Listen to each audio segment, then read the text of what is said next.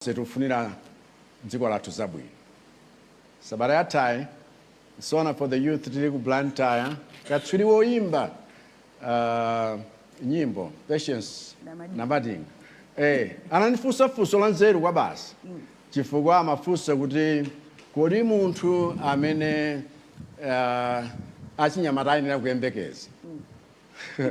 Ora achinyamata ikepo chiyembekezo chawo. Ndi anati kodi ndinuyo kapena tiyembekezere wina.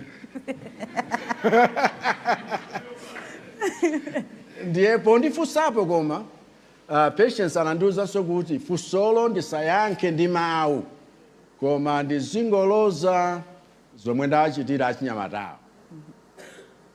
Lero